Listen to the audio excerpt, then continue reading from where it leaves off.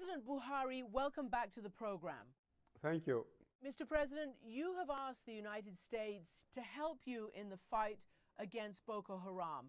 What exactly did you ask in this regard? What do you need, and what answer did the President Obama give you? United States, leading the G7, promised to do what they can to help Nigeria.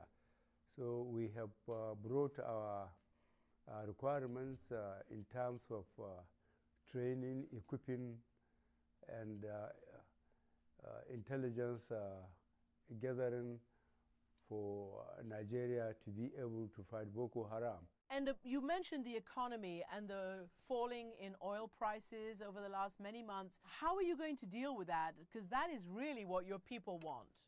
My people, firstly, I believe they want the security in the country to be stabilized so that normal life, both in the southern part of the country where the militants are still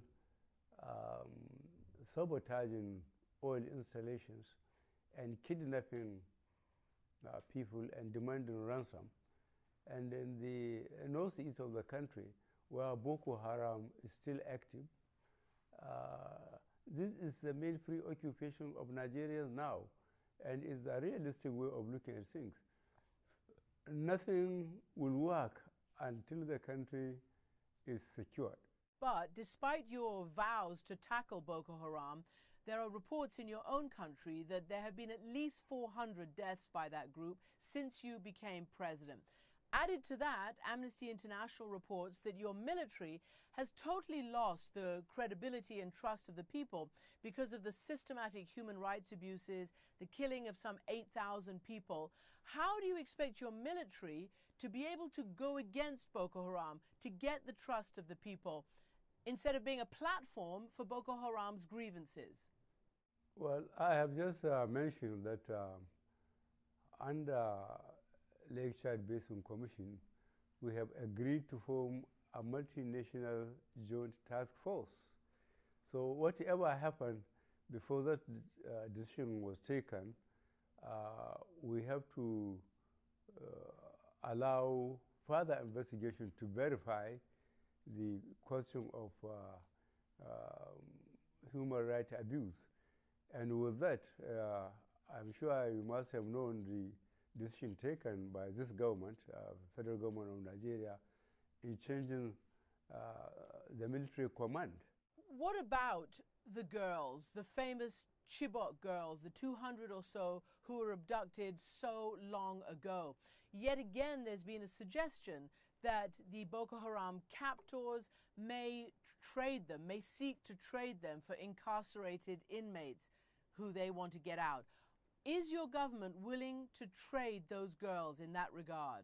We have to be very careful about the credibility of various Boko Haram leaderships coming up and claiming that they can deliver. We have to be very careful indeed, and this is why we are taking our time, because we want to bring them safe back to their parents and to their school. So are you in principle against, or would you consider negotiating with Boko Haram if you can verify the credibility of those who approach you? I cannot be against it.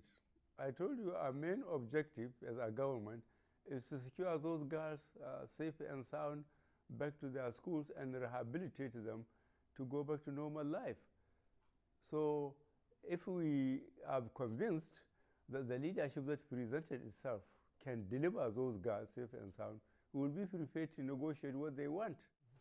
Let me ask you, because, look, you came to power on a platform that you would do better than the previous president in all regards: security, corruption, economy, etc. But there have been hundreds of people killed since you've become president. How can you do any better? I think I can be held to my promises for the next 3 3/4 years ahead of me. And I think 12 weeks or so is too early for anybody to pass judgment on my campaign promises. What about your campaign promise to root out corruption? If they turned out that some of the guilty ones were members of your own party or your own associates, would you crack down on them too? I just have to.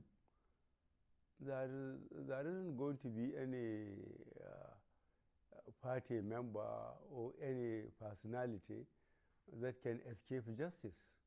Mr. President, are you disappointed that President Obama is yet again not going to Nigeria, the biggest and most economically powerful country in Africa? I wouldn't say I was disappointed, but how I wished he will change his mind and go to Nigeria. Did you ask him? Did he say he would? Well, I asked him, I will send a formal invitation. So finally, let me ask you about a previous African leader, a former African leader, the former dictator of Chad, Hissène Habré, who is being tried, or at least they're trying to try him, in Senegal. Do you support that process of trying an accused African leader in Africa rather than at the International Criminal Court?